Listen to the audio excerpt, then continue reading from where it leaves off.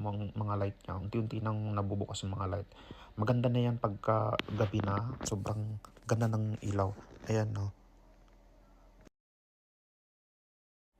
On the way na kami papunta sa hotel, tingnan niyo, nakikita niyo yan guys, ang ganda ng mga ilaw niya. Sabi ko, paano lang ginawa to? Ang ano guys, ang haba kasi guys, oh.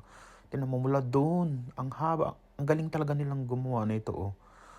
Tsaka nakikita niyo guys, ang ganda. Oh. Ayan, good morning guys. Dito na namin guys, papunta na kami sa lokasyon na kung saan na itutour ako ng tour guide ko.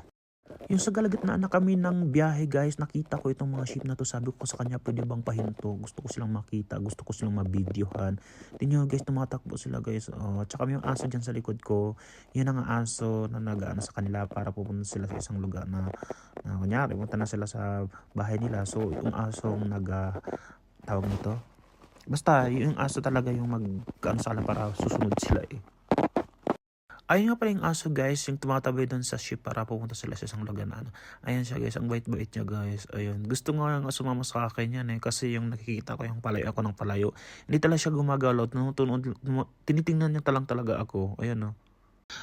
Dito na kami sa location guys, ang ganda guys. So, nakalimutan kong pangalan yan. Basta nandyan na, ang ganda yan guys. Ayan no. Hi guys! Welcome to Georgia! Ganda!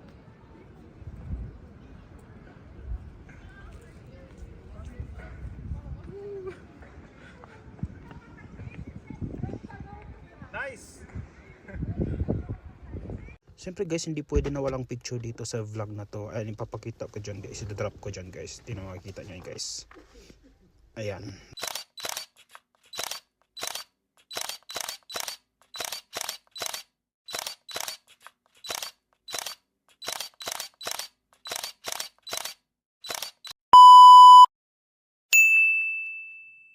Ayan guys, day 3 na namin guys. Pupunta na kasi Suguday rin. Nakita nyo guys, ang snow, ang puti, ang linis, ang linaw. Ayun guys, oh.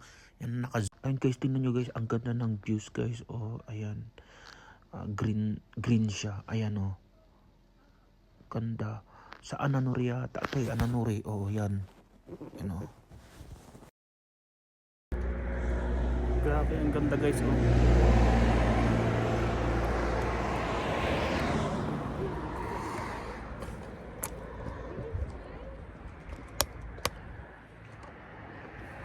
Ito nga pala guys, yung black and white Aragni River. Tingnan nyo guys, ang ganda. Ang lamig dyan guys, may frozen na yan dyan.